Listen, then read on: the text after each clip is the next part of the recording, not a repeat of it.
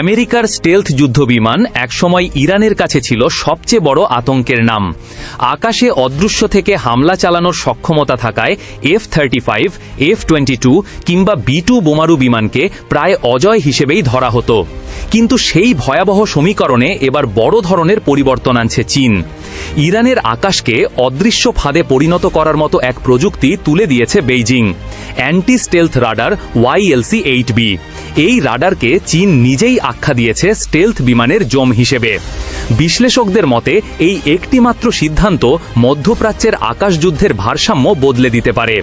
ইরানের জন্য চীনের এই সহায়তা কোনো যুদ্ধ বিমান বা রণতরী পাঠানোর মাধ্যমে হয়নি, বরং এমন এক প্রযুক্তি সরবরাহ করা হয়েছে যা অদৃশ্যকেও দৃশ্যমান করে তোলে। চীনের Nanjing research institute of electronics technology নির্মিত YLC-8B রাডার কাজ করে লো ফ্রিকোয়েন্সি ব্যান্ডে। এখানেই এর সবচেয়ে বড় শক্তি।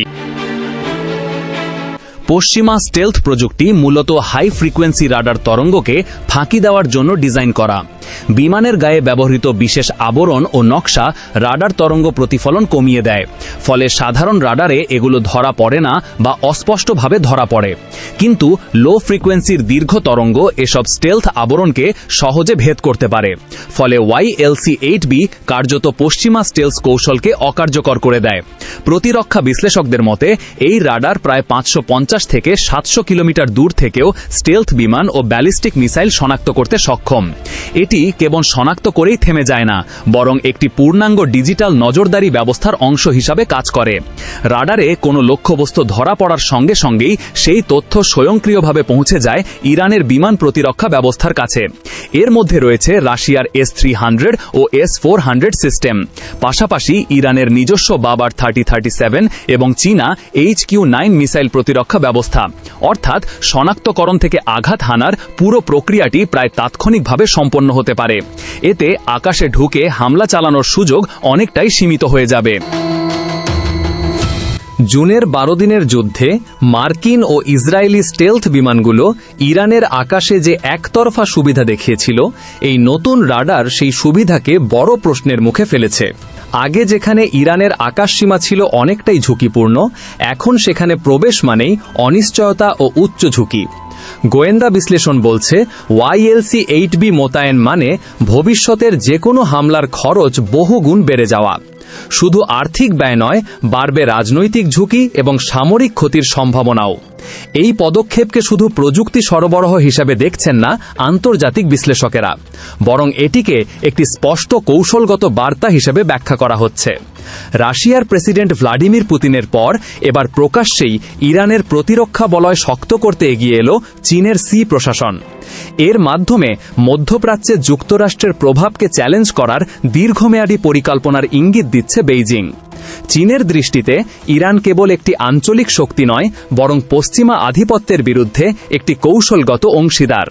তাই ইরানের আকাশ প্রতিরক্ষা জোরদার করা মানে মধ্যপ্রাচ্যের শক্তির ভারসাম্যে নতুন মাত্রা যোগ করা। এই পদক্ষেপকে শুধু প্রযুক্তি সরবরাহ হিসাবে দেখছেন না আন্তর্জাতিক বিশ্লেষকেরা, বরং এটাকে একটি স্পষ্ট কৌশলগত বার্তা হিসাবে ব্যাখ্যা করা হচ্ছে। এদিকে এই বিষয়ে আনুষ্ঠানিকভাবে কোনো মন্তব্য করেনি পেন্টাগন বা ইসরায়েলি প্রতিরক্ষা দপ্তর। তবে নীরবতা থেকেই বোঝা যায় বিষয়টি তারা হালকাভাবে নিচ্ছে না।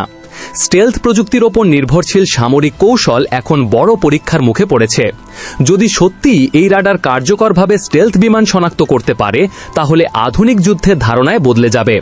আকাশে অদৃশ্য থাকার সুবিধা হারালে পশ্চিমা বিমান বাহিনীর বড় একটি কৌশলগত সুবিধা নষ্ট হয়ে যাবে। ইরানের দৃষ্টিকোণ থেকে এই রাডার কেবল প্রতিরক্ষামূলক অস্ত্র নয়, বরং এটি রাজনৈতিক ও মনস্তাত্ত্বিক শক্তিরও প্রতীক। দীর্ঘদিন ধরে নিষেধাজ্ঞা ও চাপের মধ্যে থাকা দেশটি এখন দেখাতে চাইছে তারা একা নয়। রাশিয়া ও চীনের মতো শক্তিধর দেশগুলো তাদের পাশে রয়েছে।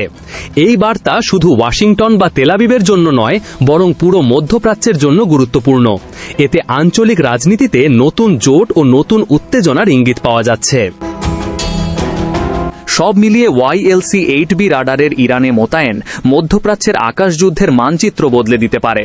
যেখানে আগে স্টেথ বিমান ছিল অপ্রতিরোধ্য, সেখানে এখন সেগুলো শনাক্ত হওয়ার ঝুঁকিতে। চীনের এই পদক্ষেপ প্রযুক্তিগত দিক থেকে যেমন গুরুত্বপূর্ণ, তেমনি রাজনৈতিক দিক থেকেও গভীর তাৎপর্যপূর্ণ। এটি দেখিয়ে দিচ্ছে ভবিষ্যতের যুদ্ধ শুধু বোমা আর ক্ষেপণাস্ত্রের ওপর নির্ভর করবে না, বরং তথ্য, রাডার ও ডিজিটাল নজরদারি হবে প্রকৃত শক্তির মূল উৎস।